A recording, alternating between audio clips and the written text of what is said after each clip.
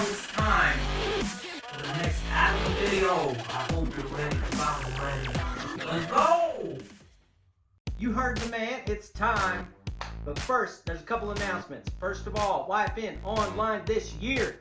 I haven't heard from anybody. I need to hear if you're going. Remember last week when I told you we were going to have some really good speakers? Well, guess what? This week we're having Danny and Joel and Guenther going to bring the word tonight. Also, check them out on YouTube at their channel, At Home with the Guenthers. Go find it on YouTube. Go subscribe. Some fun facts about the Guenthers.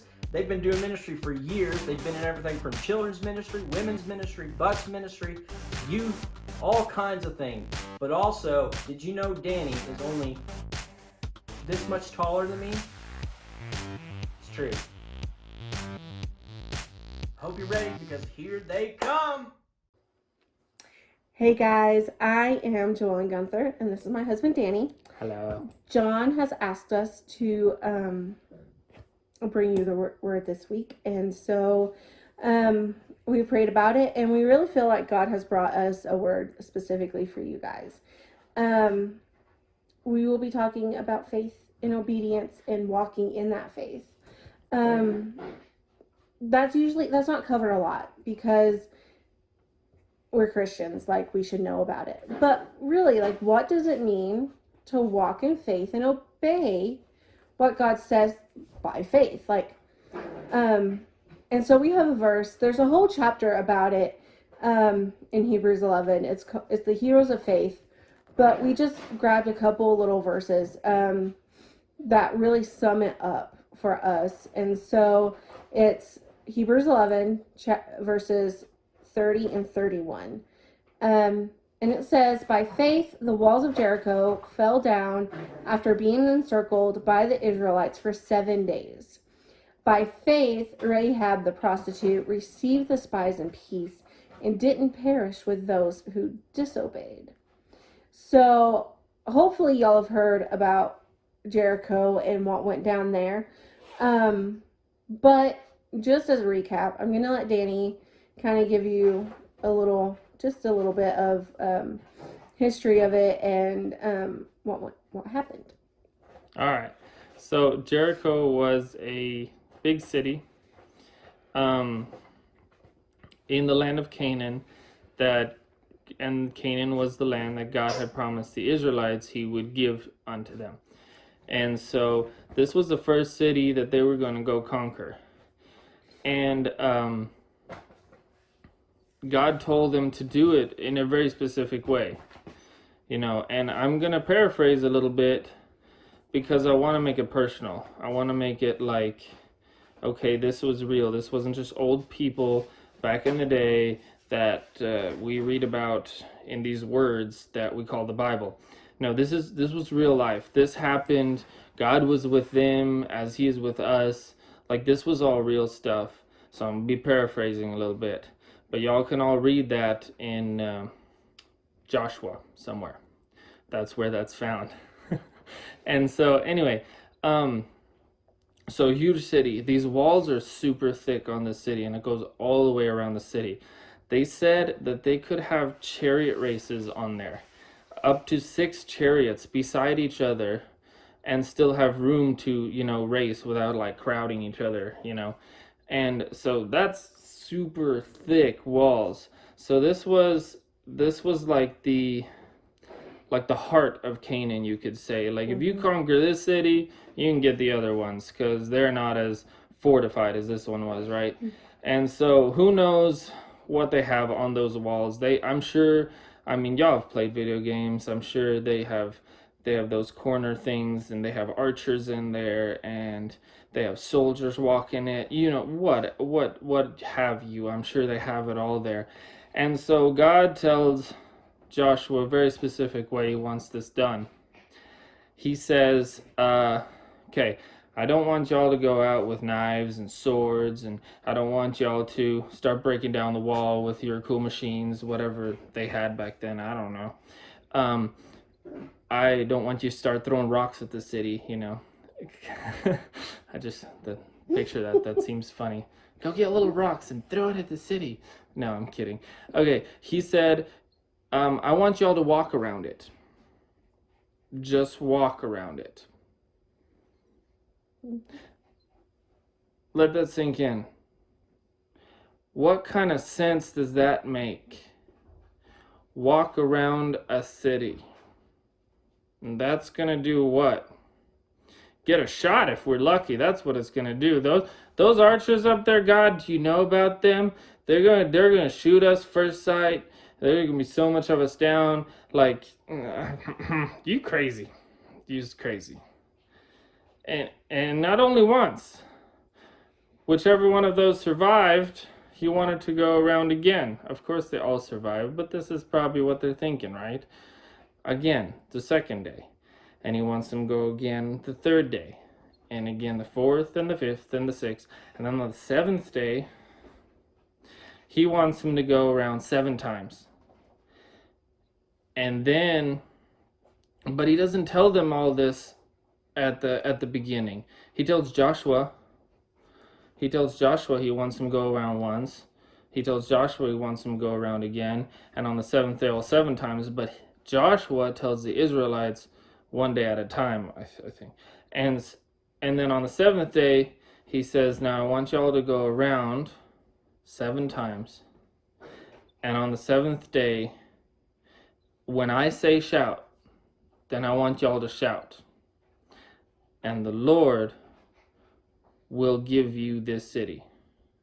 Actually, it says that he has already given you this city. And so they did that. And y'all know the rest. The rest is history. The walls come down, everything goes kaboom, and they conquer the city. Like, amazing, right? Amazing if you think about it. And so it's just, so what we're talking about is that exactly, you know, God gives us things he wants us to do. He tells us things like, hey, I want you to go talk to this person, you know, tell them, just ask them how their day's going, you know, when you're in school or even at work, whatever. I mean, I'm at work and he tells me, go talk to this person or ask this person, you know, to go do it, you know, because the important thing is to obey that whatever God is saying to do. He, like he did to the Israelites, he said, go walk around the wall 1 time. That's all they knew. They just knew to walk around the wall. They didn't know what was going to happen. Yeah, he told them all the instructions. On the 7th day, walk around 7th time, and then you're going to blow your trumpets and shout. And the Lord's going to give you the city. But they didn't know how. They didn't know what. And again, to our minds, what kind of sense does that make? Really? That's stupid. That's seriously stupid. If somebody came up to me and told me to do that, like, I want to buy that house over there, and somebody came up to me and be like, walk around it 7 times and yell really loud, they'll give it to you. I was like, yeah, I'm going to call somebody, the cops most likely, and get you put away because he's crazy. So that's what God told them to do, you know. So he tells us things that a lot of times don't make sense. Honestly, most of the time don't make sense. And we just need to learn to obey what we feel him saying, what we feel him asking us to do. I mean, I've been to church there a little bit now, and y'all have heard me yell in church, right? You know, that's part of it. Y'all don't have to yell, you know, so hooray for that. You don't have to be crazy like Danny, because he's weird. Y'all can probably be a lot more normal. You know, good for you guys. But it's just whatever God tells y'all to do, you know? Whatever he says you to do. If he says, go give your mom a hug. Or he says, go help your dad outside in the yard. Or he says, hey, go call up that friend and talk to him for a minute. Or pay for the other person that's behind you at McDonald's in the lineup.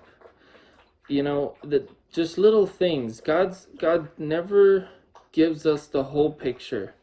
See, when he sent Abraham out of his land, he didn't say, okay, I want you to go out of your land, and then at some point you're going to land here, and then you're going to do this, and then you're going to land there, and then this is going to happen, and then you're going to be here, and then this is going to happen, and you're going to be there, and this is the end result. He never did that. He told him one thing. He said, go. That's it.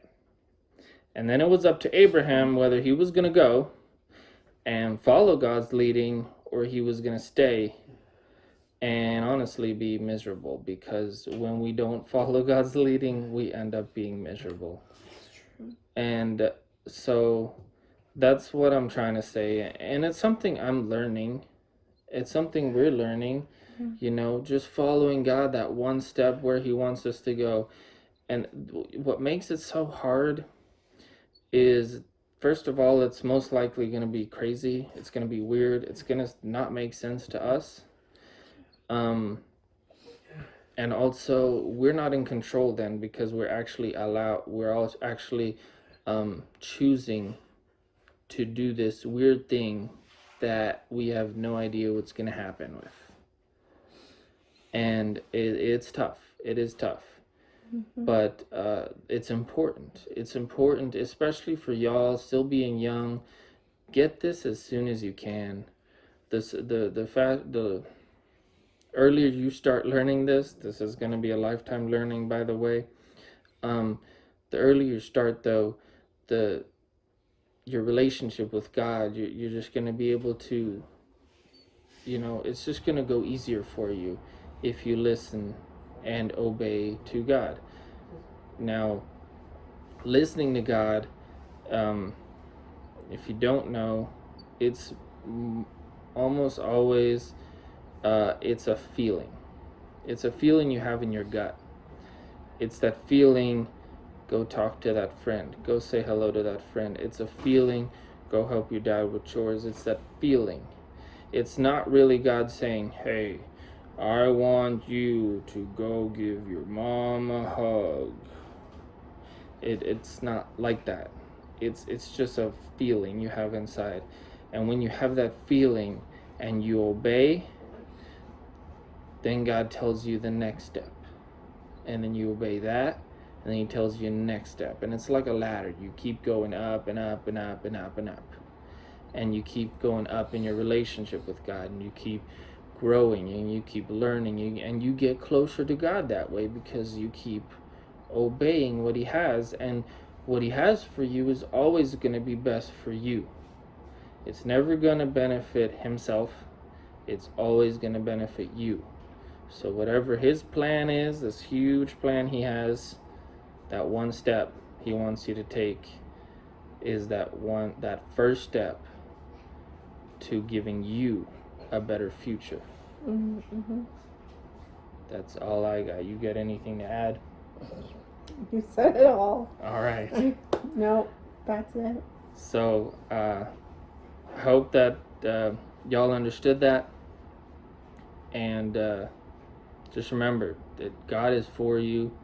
And like I said, that step he asked you to take may seem crazy, but he has a divine and amazing plan in his mind, and it's to benefit you, and it's to give you a better future. So y'all have a good night. God bless y'all, and we'll talk to you some other time. All right, goodbye. That was an awesome word from Danny and Joe Ellen. Thank you guys for giving us the word. Also, don't forget to go in the description and go to their YouTube channel and subscribe. Show them some love. Also, there's a link in the description for giving to Adamant in case you're interested in giving towards the youth group. It helps us out tremendously. Thanks for your giving. Thanks for watching. You're an awesome, awesome group of people. All right, sadly, that's the end of the video.